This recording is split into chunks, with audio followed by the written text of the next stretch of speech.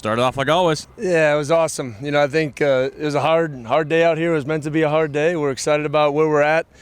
Christian Hilborn, I think he's playing both guard and tackle. We're going to need him to continue to do that, and it's a hard thing to do. He's, older guy in our locker room. He keeps getting better. I believe it was Ethan O'Connor. He had a big play down there for a pick six. He keeps going, and he changes his intangible pieces, and I think that's going to take him a long way. Then Coach Ben gave it to Chris Hudson. So Chris keeps wanting to get better. Like I said, he's been proven to be a playmaker in the past, and he needs to be a playmaker for us. Was there maybe kind of a challenge to the defense to get some of those turnovers? I know there wasn't any interceptions yesterday. Was there maybe a little more of a push like, you guys got to get picks? Well, it's just one of those things where it's a balance. Day one, you're celebrating the offense, no turnovers, good job with ball security. Come out here today, I think I saw 4 or 5 of those things. So, it's a huge emphasis. But on the flip side, we got to take care of the ball better.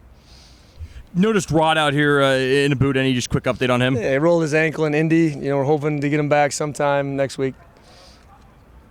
I'm curious about Leon Neal Jr., who's been, running with the ones and twos. What have you seen out of him, and how's he kind of earned that in playing time? Well, Leon's just an earn-it guy. He was one of our special teams warriors coming out of the spring. Everything that we give him, and we made him a running back one year. We had him at corner for one time in spring ball. Now outside receiver, inside receiver, he just takes it head on, and I think he's comfortable in that inside receiver slot and getting an opportunity and making the most of it. Saw Andrew Edson playing a little bit of interior today. Is he one of those guys you're asking to kind of play a little bit of both? Yeah, that'll be the plan. Probably, to be honest, is looking at 15 to 20 snaps in there and another 25 on edge. And he's just a unique blend of skill sets. His intangible pieces allow him to do it. And he's our most physical defensive lineman, bar none, in my opinion. So to use him in a lot of different ways, obviously in cheetah packages, the rush against guards will be huge. But Eddie will be playing both spots.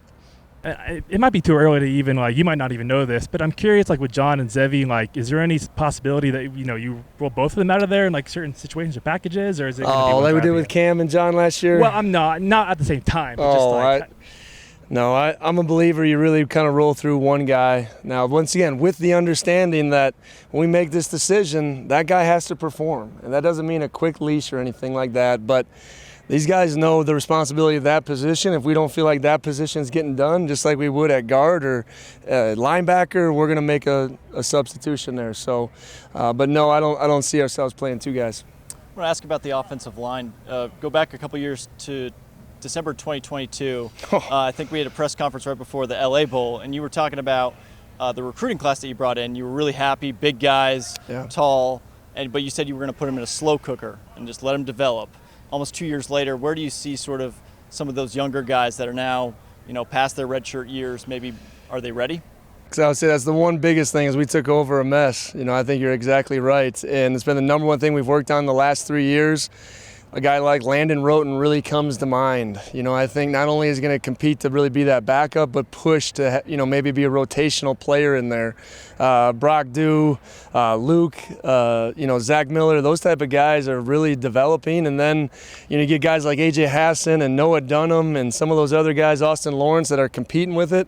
We finally have competitive depth, where if you lose one guy, it's not such a drop-off to where we were at. So it's been a lot of work to get to that point.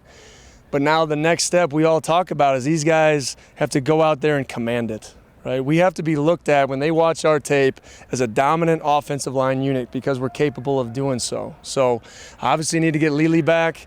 Rod's been phenomenal. So we just got to keep advancing that group, but they got to be the catalyst of any offensive success. Not the wide receivers, the big guy up front. They'll lead us to all the success we'll have this season. What do you personally need to see each day to consider campus success day by day? Well, I told them after, my job is to make it hard.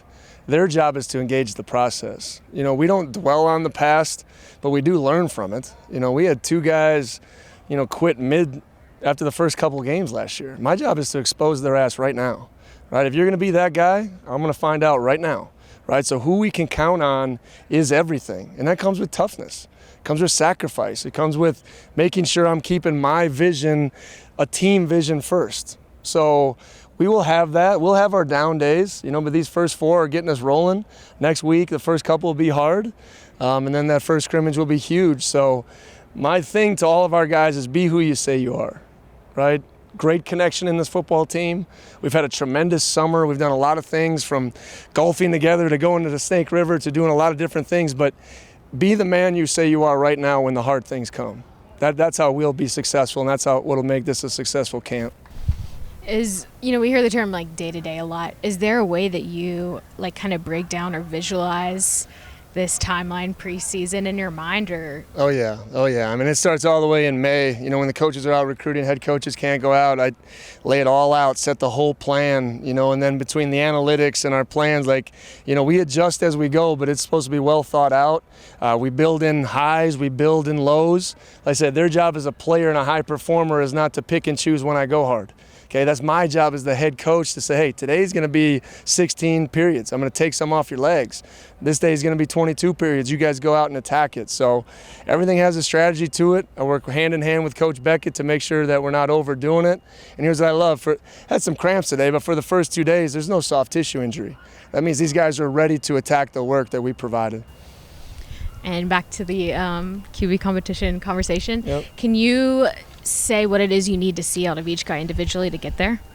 Yeah, and without seeing the film, command. We can't turn the ball over. How do these guys respond? I thought John threw an interception, came back the very next snap, threw a beautiful out route on the run. Who can handle those type of things? When we're not having a good day, who's willing to speak out and lead, right? Because half of being a quarterback is who is this team going to follow?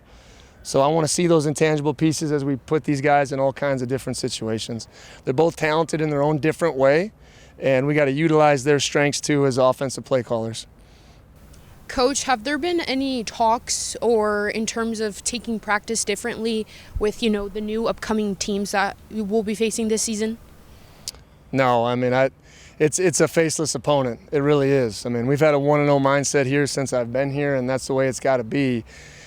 Standards are internal, right? Expectations and what the media says or mom or your trainer says, that's external. We don't control that. We control our thoughts and our minds, and these 12 opportunities this season deserve our best.